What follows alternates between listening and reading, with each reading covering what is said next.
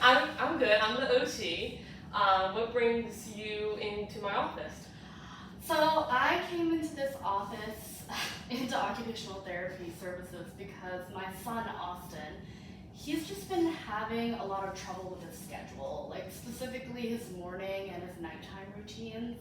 He just does not have a consistent routine set down, and like his schedule just gets so jumbled up that he ends up not being able to focus on one task for a short amount of time because I think it's just his attention span is just like all over the place and it's kind of short. So I feel like because of that, it's caused a lot of problems in terms of like how we set up our schedule and getting him to school and to other extracurriculars. It's just caused a whole lot. Okay. Wow. Okay. Yeah. That seems like a ton. I don't know if you're familiar with what occupational therapists do, but it sounds like you have a good goal in mind. So I just want to go over what I do. So I'm Cassie. I'm the OT. I help people, especially young kids, obtain independence and help them achieve success, however that may look. So it might not look, successful in one person's eyes as it does for someone else, but we gauge that and work on what they need to improve using their strengths. So it sounds like your son Austin could benefit from occupational therapy, but I need to know a little bit more about him. So how old is he? Some of his medical history, any complications at birth, things like that. So and just also feel free to share information about yourself too, like anything that would impact him getting here to the therapy sessions. So. Okay, so Austin, he's 7 years old, and in terms of his medical history, like you said, he was diagnosed with ASD or autism a few years ago, I feel. And if I remember correctly, I don't remember the exact age. That's okay. In terms of his delivery, if I think all the way back, he had a normal delivery, and the only other thing though that I do have to mention is that he did have colic when he was a baby. So he had like really extreme abdominal pain when he was a child, when he was like a baby. That was really stressful for me, but I got through it, and other than that though, he doesn't really have any other medical concerns that I can think of besides, he does have autism, but that's just a part of who he is. And of course, and so when he had colic, what did you do? And did you use a pacifier? How did you correct that? Yeah, so I just consulted with a lot of healthcare professionals that were like very experienced with colic, and I was able to get it under control. I did use pretty much all the means that I could, and we basically got it under control. I know that it's like really common for like babies to have colic and that type of pain, so we were able to get it under control. So good. So we started when he was really young, and so when did you notice that he may have autism? Did you notice, or was it the physician? Because you said it was only a few years ago. So maybe when he was around 5, he got diagnosed. Yeah. Okay. So I'd say maybe 4 or 5. I think it had a lot to do with the attention span thing. Okay. Like, basically, a lot of the healthcare professionals noted that his attention span just wasn't as, I guess, long. I can't really explain it. It wasn't as long as other kids his age. Okay, healthcare professionals Yes, they diagnosed him because obviously I don't really know a lot about autism myself, so I couldn't. I would never diagnose my son like that. So basically, the healthcare professionals just helped me out, and we were able to get a diagnosis. I've always noticed as a kid that his attention span was a bit shorter than others. Okay. But that was just because he was just so stimulated by everything around him. And I guess one of the other concerns that I had was the fact that he's very sensitive to noise. So like a lot of times so like when he's in loud environments or something, sometimes he can like cover his ears, and sometimes he even runs away from a loud room. So I've been trying to keep that under control in terms of my household. Yeah, and in terms of safety as well. Yes. So what does he like to do? When he's outside, inside, Yes. things with the family. Yes.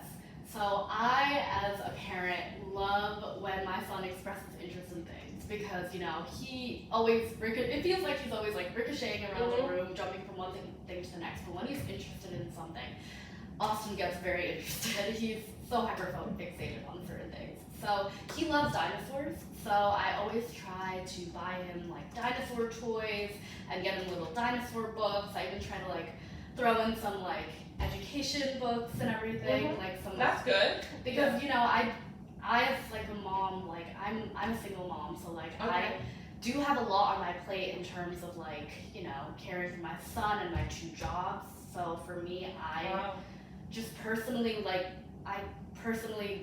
spending time with my son and giving him as much as I got.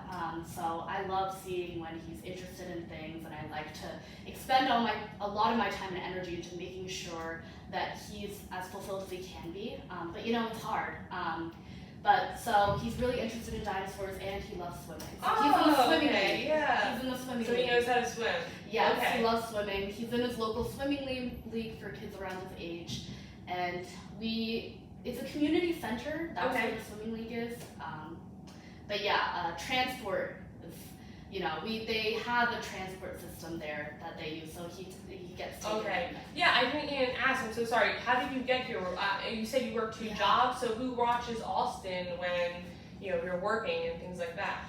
So I'm lucky in the sense that my 2 jobs, I work at a grocery store, and then I also work at a childcare center half of the time, but they're both part-time jobs. So luckily I'm not away all the time because of that. My grocery store hours are very flexible in the sense that week by week it changes, but I have like certain days where I do my grocery store job and other days where I do where I go to the preschool, and I am just an assistant teacher there, an assistant there in general, I guess, for teaching. And because of that, I don't end up spending a lot of time with Austin as much as I wish that I could after school at least. But I still do want to, I still do value having a dinner with him, but it's just hard because of, his inconsistency with the schedule. So if I'm understanding this right, does he have trouble keeping a routine, like sticking to a schedule? Yeah, he has trouble keeping up with the routine. Okay. And I think it's because he just ends up like switching between one task to another because he ends up getting distracted, like when he's doing one task, and then he moves on to another. But he hasn't completed the first task, so he has to go back to that previous task. So it's just very So a few things. Just to kind of sum up what we're saying, ask a little bit more clarification and kind of plan for where we're heading. So you're saying attention a lot, and usually with attention there might also be some executive functioning areas we could work on.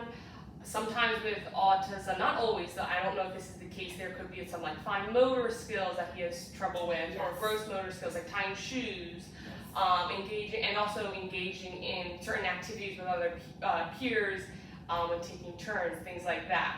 So we can maybe try to evaluate, maybe look at his past evaluations, kind of see what he really wants to focus on, because what I'm hearing you say is routine, so try to stick to those. It would be nice if he could develop more of a routine to help maybe his attention span and go fluidly from one activity to the next. So those are definitely areas we can work on. As far, go ahead, sorry, did I? Oh yeah, I was just gonna mention about the fine motor thing because that's one thing I wanted to touch on.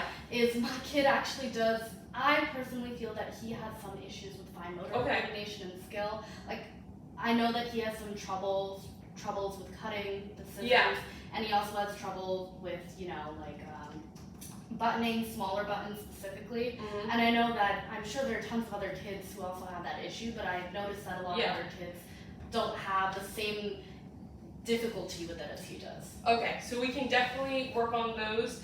Because this is an outpatient center and we do work fairly fast, I don't know, I could possibly refer you to someone who comes to your home. So I will may assess him or evaluate him, and then go from there. Great meeting you today. Nice meeting you too. Thank you. Thank you.